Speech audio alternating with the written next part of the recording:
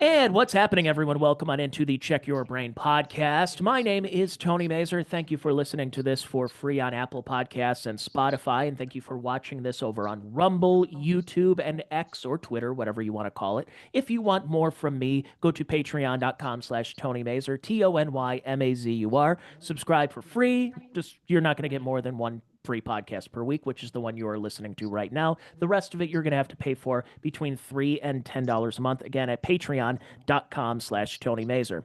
Getting to my guest today, I'm going to give him a little bit of a proper introduction by the people over at Nathan's. This is, although from a couple of years ago, but I found this and I thought this would be kind of cool to play as I begin this podcast.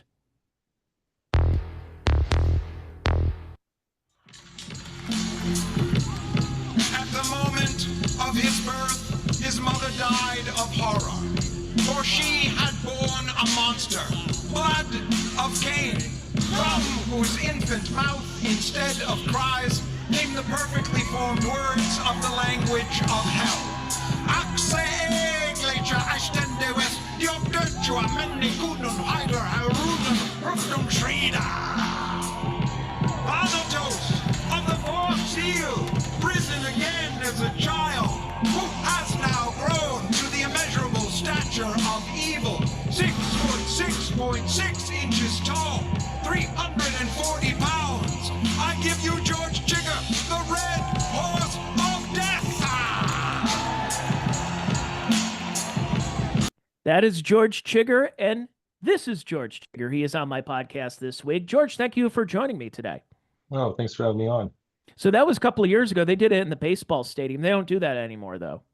No, we were in the baseball stadium in 21 because of social distancing bullshit, that was going on back those days. So, yeah, I remember. Boy, gosh, I remember those days. I think a lot of people forgot about those days, but So you were in the Nathan's hot dog eating contest. You've been in it a number of years. You were just in it recently on July 4th. How many did you take down? On 25, not my best. It wasn't a PR, but in 25 in 10 minutes isn't horrible, but I've done better in the past. My personal best is 32 and a half. In 21 I did 32 at the table, which was a PR for me, which is hard to do at the final table. So I had an opportunity to interview Major League Eating guys in the past. Of course, Joey Chestnut. I'm blanking on a couple of guys that I don't see in contests right now. I don't know, it could be health problems, but and then I was in a hamburger eating contest with Sonia the Black Widow Thomas many years ago, yes. And I think she had 15 half-pound burgers in 10 minutes, or it might have been 20. I'm not sure, and I had 4.5.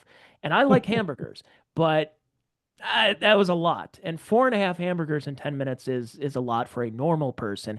And she had her own method. And I'll ask you about methods and everything like that. But as far as doing a contest like that, and I'm going to ask you a bunch of dumb fanboy questions that the normal person is going to be like, so how did you do this? I'm actually curious too. I have a big appetite. I start looking around at different eating contests. Man versus Food was really big for a long time, and all the other Travel Channel, Discovery Channel, Food Network shows, and everyone's like, "Oh, I could do that." No, you can't. You have to be superhuman to do something with a superhuman appetite, stomach, or whatever it is. So let me just get to, first of all, how did this start for you, George? Was this one thing where you were able to chow down as a kid and you started gaining to a point where you're like, I can't feed you anymore, and then you said maybe I can actually go professional? How did this all begin? I've always eaten, two kids meals, two burgers, two pizzas, all this, growing up in my life. I've never been a small person. But one day I was paying my cable bill, and there was this woman in front of me, purple hair, yoga pants, bebopping around. Hey, I'm going back to Coney Island. I ate 15 hot dogs and buns.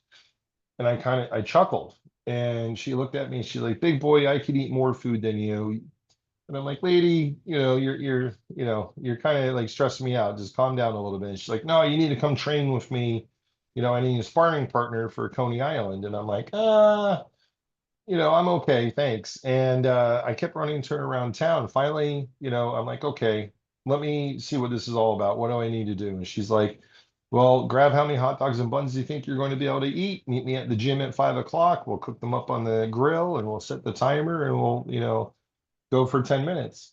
So hot dogs come in packs of 8. I bought 16 hot dogs and buns and I hammered them, all in the first 10 minutes that I've ever tried, and with no technique, no training, no nothing.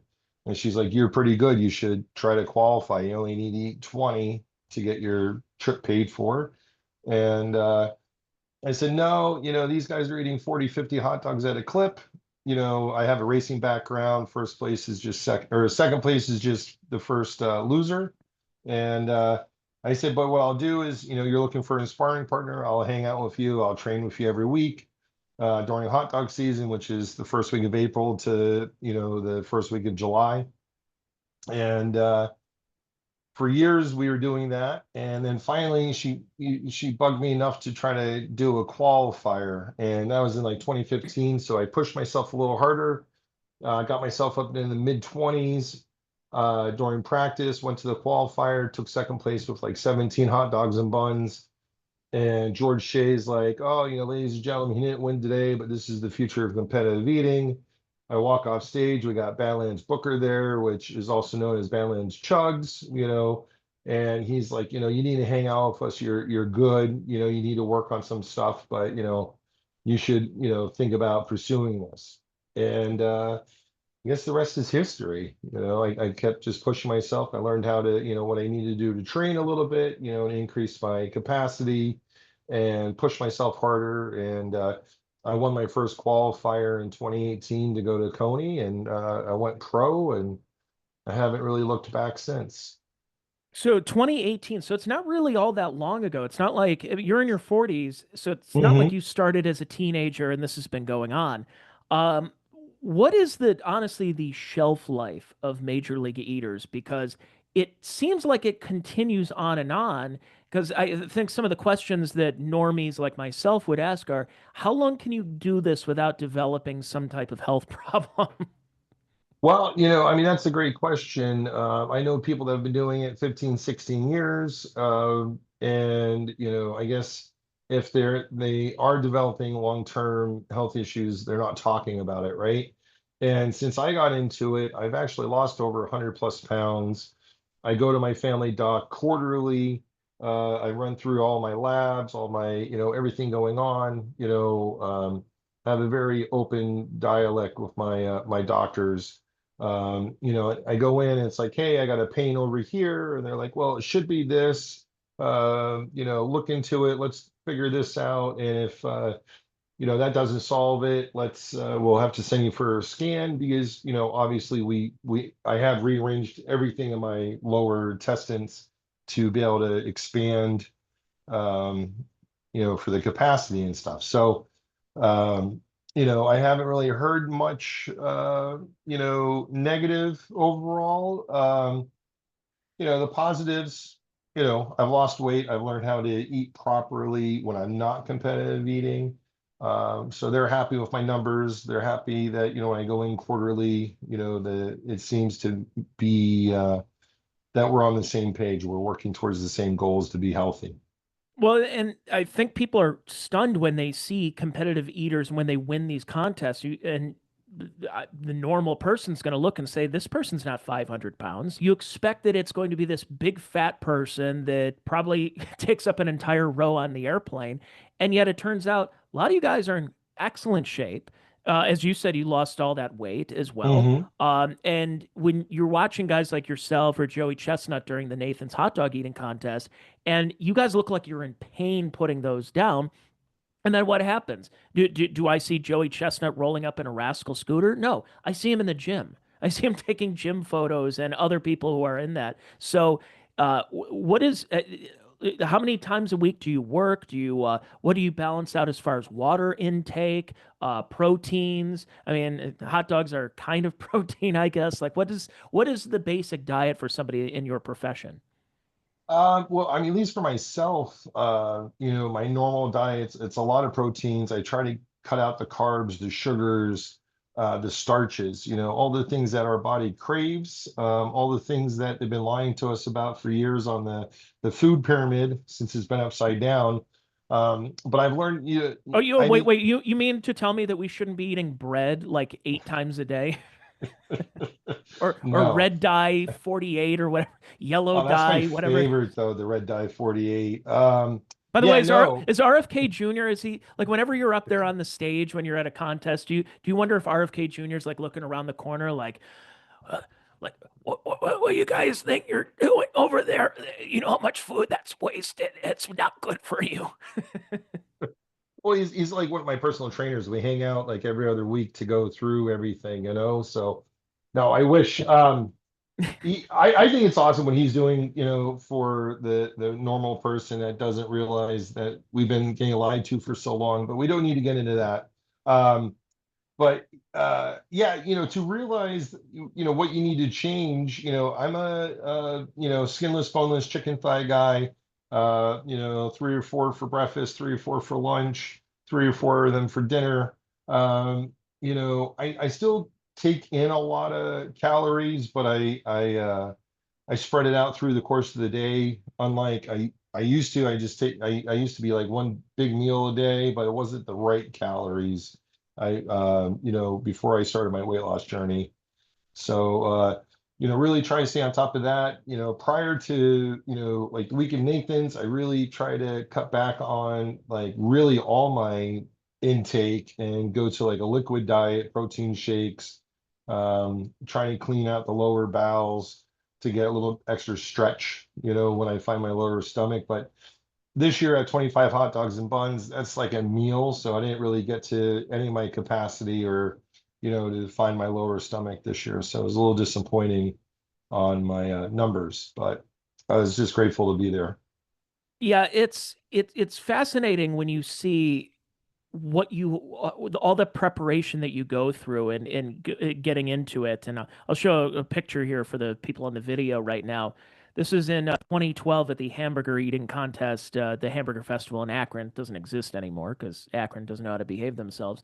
And here I am with, she's 90 pounds. This is Sonia Thomas, and she had 15 plus hamburgers, half-pound hamburgers. And you wonder how you do it. And then after I got done with the contest, you would think, oh, I'm not going to eat for the next 2 days.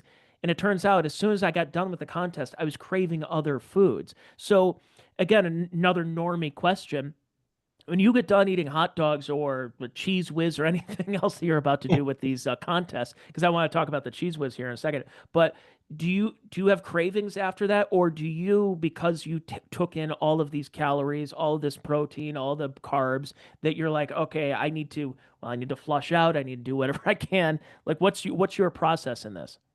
Well, I mean, like when we take in a lot of the sodium, like high numbers of hot dogs or whatever, you want to kind of counteract that with some sugar, because it kind of, it'll trick the body into be like, oh, let's calm down a little bit.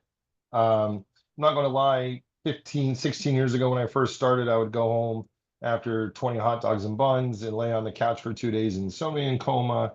Um, but today, being, 130, 140 pounds lighter and having, learned, it's like I could go out, have a nice dinner, drink some beer. And it really, I ended up eating some Brussels sprouts actually the other night after the fourth, some Brussels sprouts, and it was like apple and had some honey glaze on it. So it was a little sweet as I drank liters of beer for the evening, so. Well, you don't live too far away from that Smorgasbord place in Pennsylvania, right?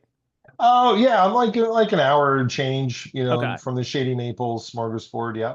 Yeah, which people have to go look it up. One of these days when I'm in that area, I'm going to go there. By the way, you live near the Poconos, and I think in Hazleton, there's the one of the last Damons, if people remember what Damons Oh, was. Damon. What is Damon? Why does that sound That familiar? was that was the place you would go to back in the 90s. For us as high school kids, we would go there because that was the fancy place, and you would go there where you would eat ribs, and I think they had an onion loaf, and they would have these TV. They would have four projection screen TVs and a little Okay. radio with a knob at your seat, where if you wanted to watch Monday Night Football or badminton or MTV or whatever was on the TVs at the time, you could put it on and listen to only that TV at your table. And then there was one, it was just random music, and it was a great place. And I think there are only two Damons left, one in Myrtle Beach and one in Hazleton, Pennsylvania. Oh, wow. That's interesting. Because you're in the heart-shaped hot tub country, aren't you? Yes. Yes, I am. It used to be the honeymoon capital of the world at one point, I guess. I thought, I think it beat out Niagara Falls at one point,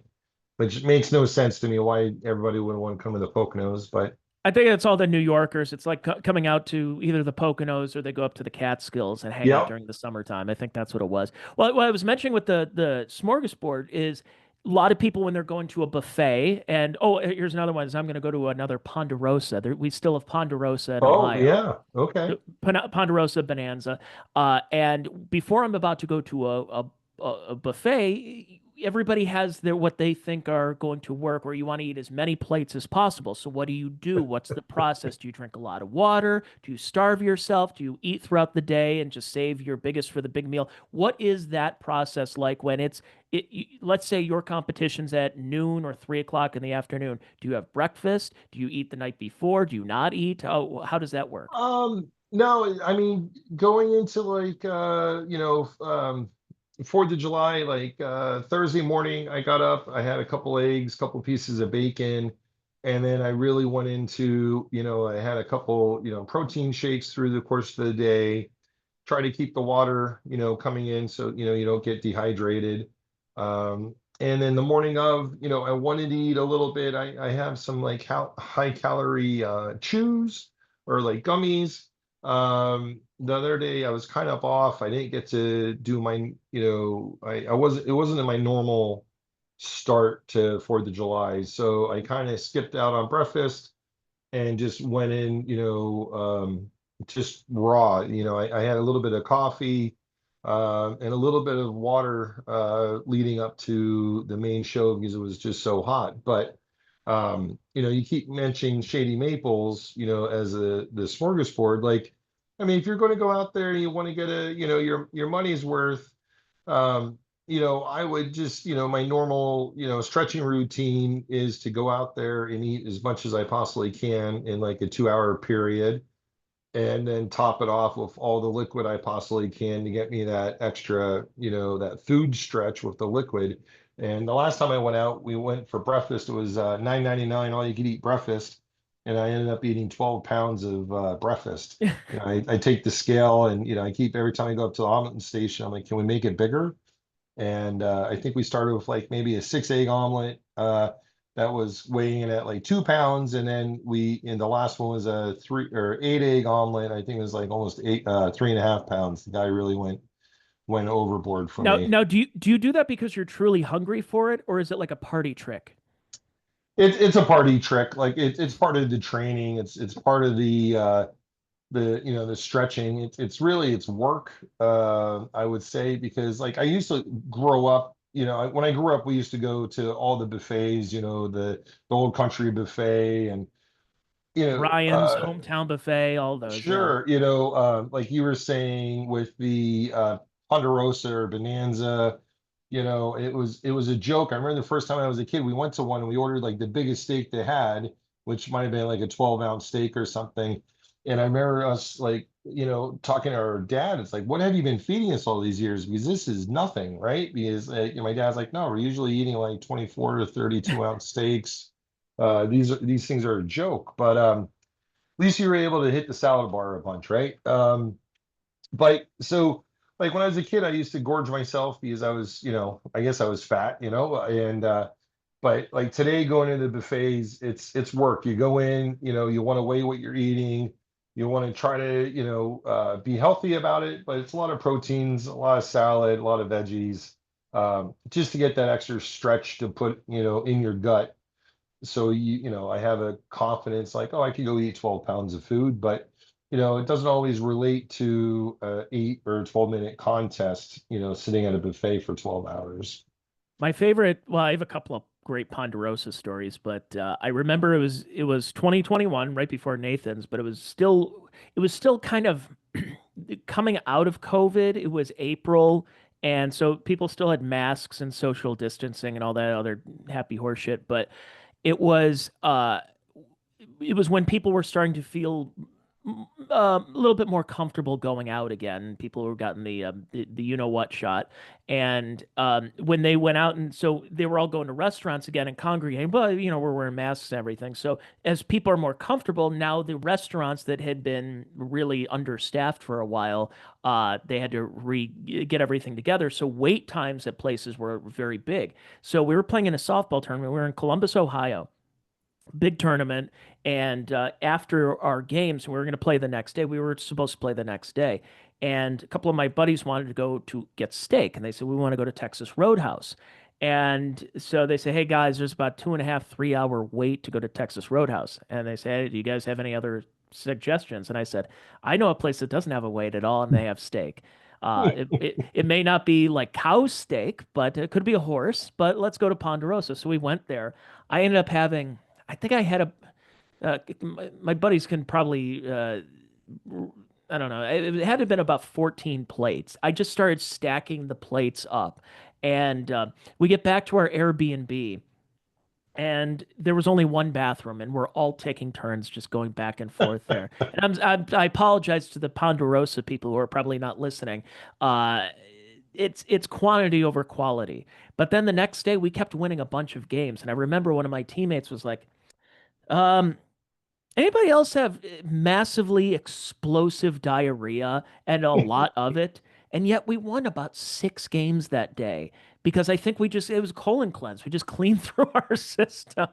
So is that what you got to do in some ways? Do you just find way, or do you take a I hate to sound vulgar or anything, but do you have to take a Metamucil to kind of clear out, or like, I guess Um, what's that process? If you don't no, mind me asking. no, it's okay. It's really the body gets really used to it, right? It gets used to processing the amount of food that you take in, and it kind of, I've weighed myself before and after, bowel movements, and I've lost 8 pounds, right? So you try to keep track of what you're putting in and what's going out, and your daily weights and so forth and so on. So um it's it just becomes your body is amazing what I think what you can handle and what you can do. But there's days, like, I know what you're saying, that it gets a little crazy. The aftermath and stuff, it just depends what we're eating, right? Strawberry shortcake, I ate 12 pounds of strawberry shortcake the other day. My body wasn't the happiest, but I know we went across the street and got some barbecue afterwards and some beers, and that kind of made the body happier, to counteract that sugar with that, the savory and the salty barbecue. Goodness So gracious. Yeah, yeah. so let's talk about the record. So do you just have the Cheese Whiz record, or are there others that I didn't get a chance to see? Oh yeah, no, if MLE is just the cheese whiz right now, like I'd like to do more, and there's a lot of great eaters out there, but I just by default I was available to go to the Super Bowl in 21 to chug easy cheese whiz. Uh, So, So I mean, that's like a kid's dream come true when it comes to whipped cream, and you take the cans and you just shoot it in your mouth. But you did it with Cheese Whiz, and not only did you do it, it's sanctioned, it's encouraged for you to do it, and yet now because of that you have the record. Is that even real cheese? Is that just plastic? I don't know. I didn't really think about it that way. That's the microplastics you're It, fighting in your testicles. yeah, it's on the food pyramid, I'm pretty sure somewhere. Um, but yeah, no, it was kind of crazy to, I trained a little bit for that. They call, I got the email like, hey, how fast do you think you chug a can of easy cheese? And I'm like, I don't know, I gotta go find out. So I YouTubed it. There was one guy out there, and I think it was like 45 seconds. I'm like, oh, I think I could chug a can faster than that. It's only 6 ounces or 8 ounces, right? So it's a half a pound. 8 ounce can. So I bought a bunch, and it took like 2.5 minutes for the first one to get emptied. And I'm like, what's up with this? This isn't. It has to come out quicker. So we looked. I looked into how I could make it come out of the can quicker, and we got it down to just under 30 seconds a can. And I'm like, Wow. yeah. So I'm like, okay, so it's all about how fast it comes out of the can more than Relax the throat. right. Yeah. So, and the gentleman I was going against, great eater, and he's like, I'm going to double can it. I'm going to do both at the same time. I'm like, that's great, but you got to hold your breath for 30 seconds. And he's like, yep, I can do it. And I'm like, okay. Breathe through the nose. Exactly. So I'm like, all right, well, I want to do one can at a time and just chase it with a little bit of water. And I ended up beating him just by a smidge because he choked and he had to go to single cans because he had to put a can down and get water. And, 59 seconds later, I'm the easy cheese chugging champion. Wow. So, but that, Where was that at?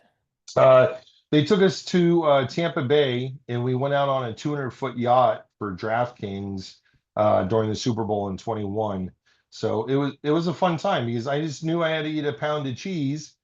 And before we went out on the yacht, we met up on the dock, and there was like this food court, a bunch of food trucks and stuff. So Was Ric Flair there? no, no, Ric Flair was not No, there. he was busy shitting himself and drinking at one of the bars.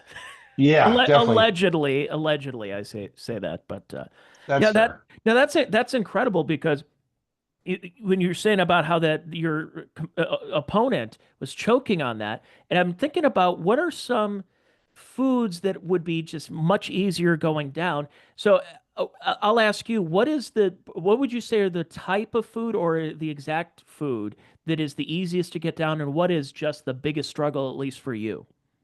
Oh, strawberry shortcake's pretty good. Easy to get down because it's mushy, got the whipped cream, it has the strawberry juice. The roughest part of it is the size of the strawberries. You got to kind of chew on them. Some of them are like size of golf balls, so you can't really swallow them whole. You got to chew a little bit. But I would say that's easier that's more of a capacity food than a technique food. Hot dogs are capacity and technique, right? So, but then also we do like this year we ate bagels in Vegas. Very hard, very chewy, very difficult to get down because it's pure jaw strength. You got to chew. So I would say that's one of the hardest ones. Like also, West Virginia, there's pepperoni rolls out there that I've done once, and that's because I've only done it once because it's a very hard food to chew. I Very dense. and I'm gonna ask probably the dumbest question ever, but as a competitive eater, you basically can't be a picky eater, right? Well, I mean, I guess you can. My mentor doesn't like chicken wings, so she won't do the chicken wing eating contest, right? So, you got to give or take. Like if you wanted the opportunity to win a title, or just to place or have the opportunity to eat at a table for the weekend, you kind of got to pick or choose. Like, am I going to compete in this, or am I not going to compete in this? We do pork roll eating sandwiches in Jersey.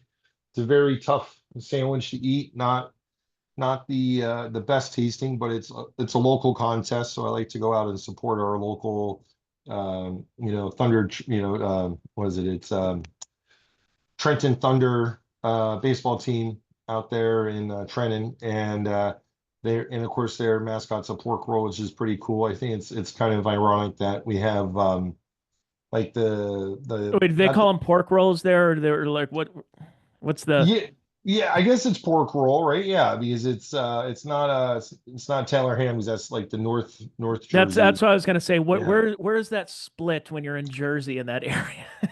It's like I, pop or soda.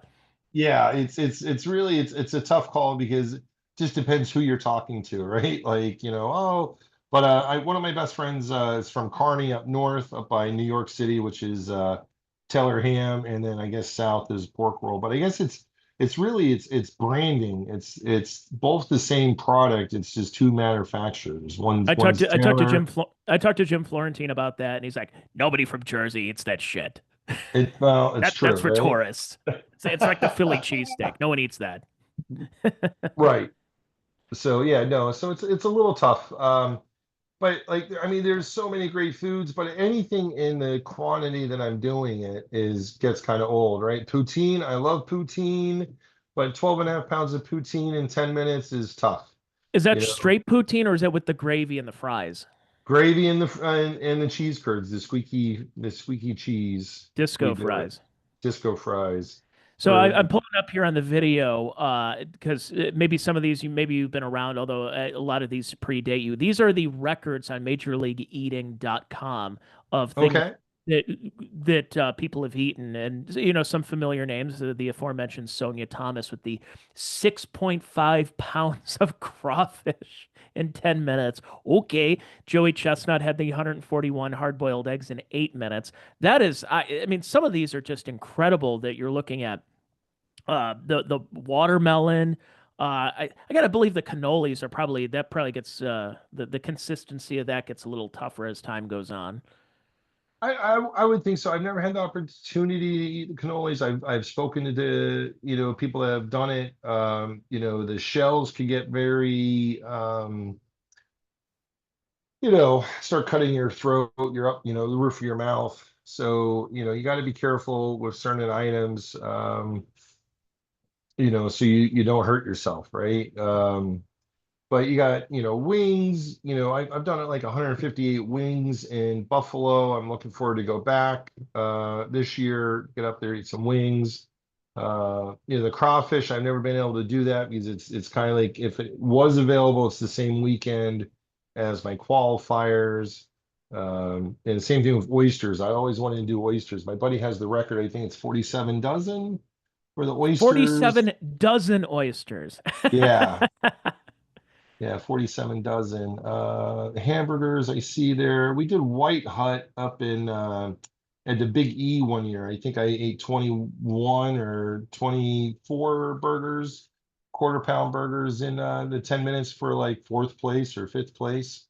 So it's pretty impressive. Like I always say, Joey Chestnut, that number one guy, I'm ranked 15th in the world, but I've finished second to him in like shrimp cocktail and other, disciplines. So, but it's pretty impressive how these numbers these guys put down some of the big numbers on the food. I mean the pancakes and I mean obviously you see the hamburgers or it could be like the Crystal burgers, the small ones. Is Yeah, looking here, Joey Chestnut, 103 Crystal burgers in 8 minutes. Which if you don't know Crystal, it's like Southern White Castle for people. Um, 100%. it is when you're seeing these and what it takes to have this because where are you gonna go over to White Castle and get yes, hi, can I get 100 burgers here? They would think you're crazy. They're like, no, get out of here. Prank phone call, hang up. They sell 100 burgers. It's called the Crave Crate, I think, because they got Crave the Crave. crate. Yeah, it's a crate of 100 sliders. I was going to attempt to eat them a couple years ago. It was their 100-year birthday. I'm like, oh, I'll eat 100 sliders for their birthday, but we had a bunch of stuff going on in the world during that time, so I didn't get to pull it off. But um, because So go ahead. oh, I was just gonna say because what else is on the horizon? Like I'm showing all these here on the screen right now for at the Major League Eating records. What are ones that obviously you're going into a contest you want to win anyways, but what is one, or what are a couple of foods in particular that you find that are achievable that you could possibly get into the record books here? Um, that's a great question. Like, I guess overall it depends who's there and what's going on. But I've done pretty good at tamales in Texas. With mid 50s. I like to get back out there for that because it's more of a that's a capacity because it's they're easy to eat. but you got to be able to get past, at 50 some, they get kind of greasy. So you got flavor fatigue also. Um, and poutine, I've put up decent numbers there. Shrimp cocktail, I mean, I finished second place with 8 pounds out there. So, those are contests that are coming up here in September. We got, Wing Fest with the buffet bowl and the chicken wings. So, if I could get, little better technique on my chicken wing eating. I think I could get up, closer to 200. So that would put me in the top, 3 or 4 to finish out Does it in, depend on the 12 flavor of the minutes. wings? No, not really. I guess it's just the consistency of the wings, if they're, room temperature or if they're cold, right? Cold chicken wing kind of gets a little harder to eat than a hotter one, temperature wise. Flavor, everything kind of tastes the same after a certain point. A couple minutes into it, your body's telling you to stop anyway. I've eaten 7 pound lobster rolls, delicious for the first 2 minutes, and then it's just work after that. Hmm. So, it's really like anything, even strawberry shortcake or, sweet corn, I've eaten like 57 years of sweet corn in 12 minutes. That's a pretty fun contest. I love raw sweet corn.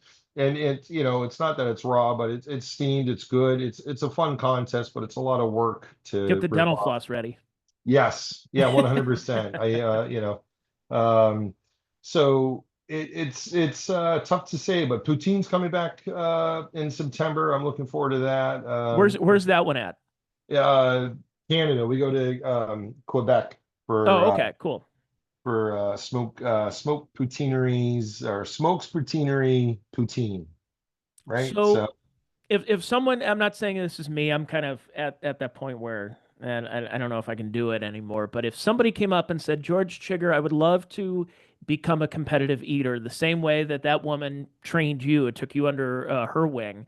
If somebody said that, it's like, what's the advice you give to somebody who is like, because obviously if anybody's going to ask you this, they have an appetite, they like to eat, but what does it take where you go from being somebody who can eat? It's like, using this as an example, it's like the comedian where it's saying, "Oh, you're the funny guy in the office," but just because you're the funny guy in the office doesn't mean you're going to go on stage and make people laugh. So, what right. is it going to take to make that step from being I'm hungry, I like to eat, to not only am I hungry, I like to eat, but I'm also now in contests.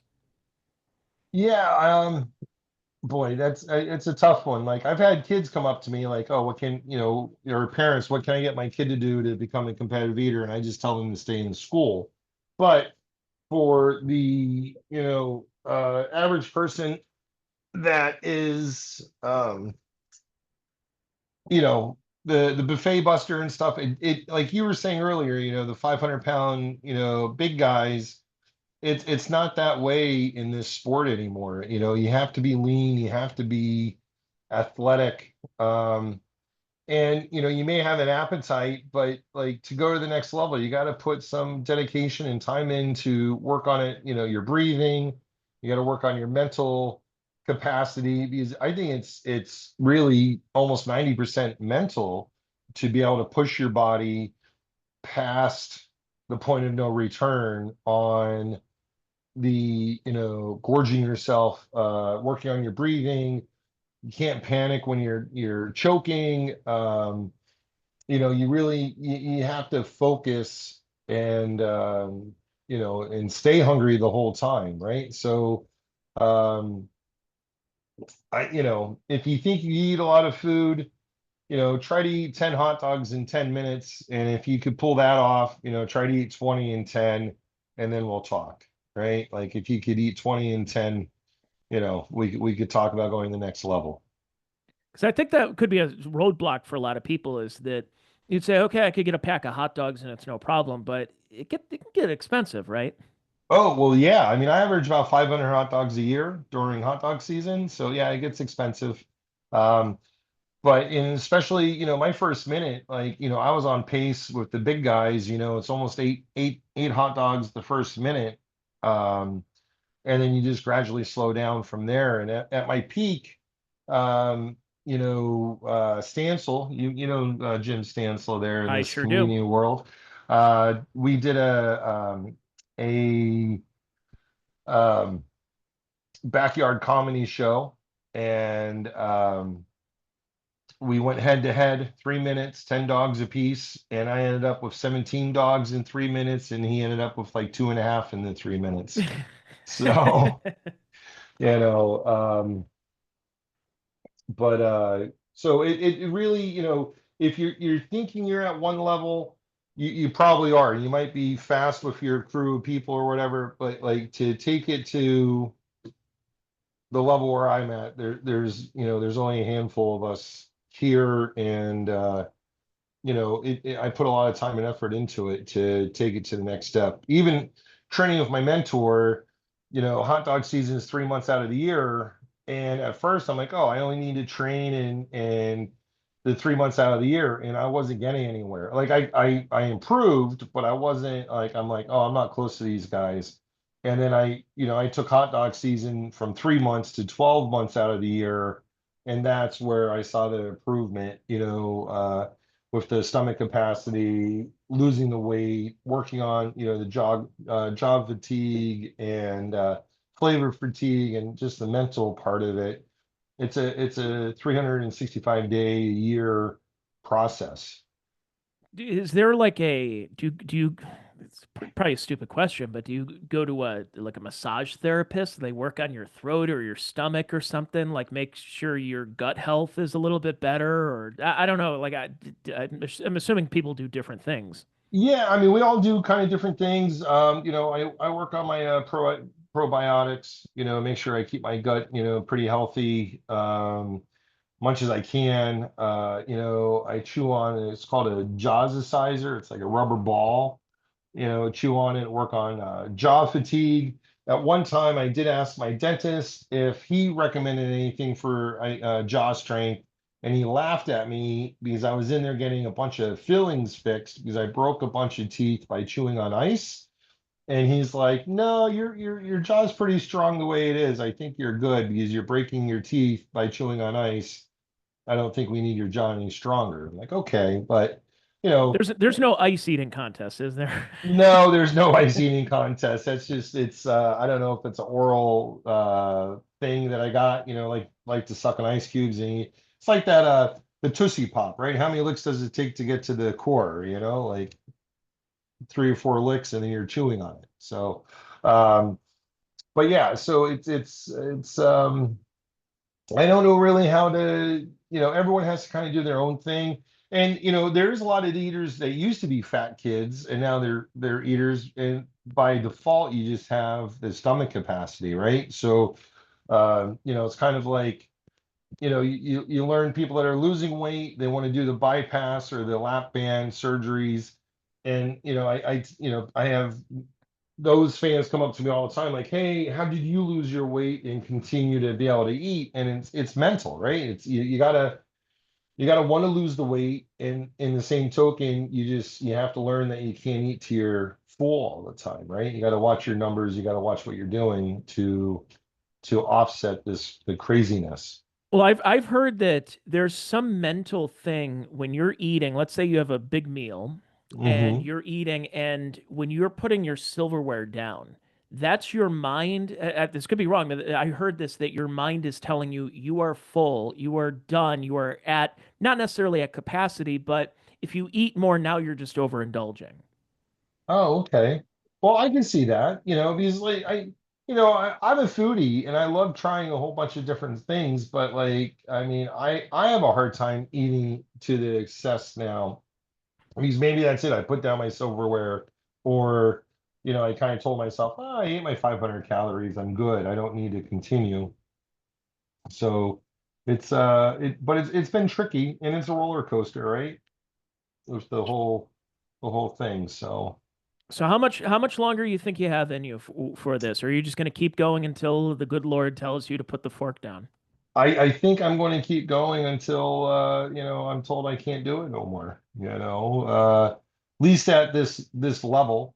I've been kind of disappointed that I haven't progressed really in the last 5 years. And somebody told me, if you're not going to, if to train and to push yourself to the limits to find like your lower stomach and everything, if you're not going to be able to beat, the Jeff Espers in the world, he's currently ranked third in the world. He's amazing, athlete. He has a hard time with hot dogs, but he's impressive with everything else.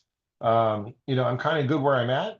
I probably don't ever have to train and stretch the stomach again. I just got to show up. And that's kind of like what happened this year. I just kind of showed up and I won my qualifier. I made it back to Coney. I had an epic intro, the Red Horse of Death. George really goes to the next level with that. So um, I might just cruise where I'm at and see if I could build off what I have, so I don't have to put all the hard work in to get my stomach capacity going and try to win more competitions. I mean, mostly, that's the goal, right? We're all competitive, but in the same token, um, I like just showing up and having a good time and eating some food. So It was funny. kind I was at the gym on July 4th and I'm on the elliptical and they've got the Nathan's hot dog eating contest and I see you coming up on stage and I'm just like and I'm on the elliptical just going, oh my God. I can't even imagine. Like I'm not I don't like hot dogs, but right. I'm just like, oh, I can't believe what these guys are doing to overindulge. And then I spent the next 12 hours drinking. So Yeah, well, at least you started in the gym, so that's good. And like, the hot dogs aren't like, they're hot dogs, but we're not eating like, there's no mustard, there's no chili, there's no sauerkraut. So it's just hot dogs and buns, and it's very, very tough. Um, and it's interesting with the dipping in water because it's for I think everybody else it's gross, but I can see why people do it, which is what I did when I was in the aforementioned hamburger contest is when I'm seeing Sonia Thomas cutting these burgers into strips and mhm. shoving them down her throat that way with water. And I remember going, I'm not going to dunk this thing in water, but I didn't have condiments with it. I didn't get ketchup and mustard and relish and onions and all these other things. So it's just bun, burger, bun. So I dipped it in water. And I didn't have another hamburger for another month after that. But it took a little bit. I had a little PTSD from my traumatic experience on stage, but it seemed to work out. But it's, yeah, we're still rooting for you over here. I'm glad Well, that thank you. you're happy to be there. And for people who want more, all things George Chiger, of course, you have a YouTube page here. You have your page on Major League Eating as well. I am subscribed to your YouTube as well. But anything you want to plug? You mentioned the Quebec poutine contest. Other things you got going on in any Um, neck of the woods? just you can find me really anywhere, George Chiger. I'm on Twitter, Instagram. I'm on what is that? TikTok, so I've been kind of slacking the last couple of years, but I'm trying to get back to my social media, get it going again, get it promoting, rolling out there, trying to work, I love working with small local brands, restaurants, et cetera, all over the country to be able to get the conversation started, right? Just get people talking about certain things and, you know, it seems to be working pretty good for me. I know you were asking earlier about massage therapy and stuff, and we talked about the water and just going back to the water real quick. The water takes the air out of the buns, but I use extremely hot water, so that breaks the starches down and it liquefies the buns. But that also relaxes your throat, your stomach, because it's all muscles, allows them to expand, allows your body to expand. It's kind of like getting in a hot tub. Your body wants to go, oh, I'm relaxed.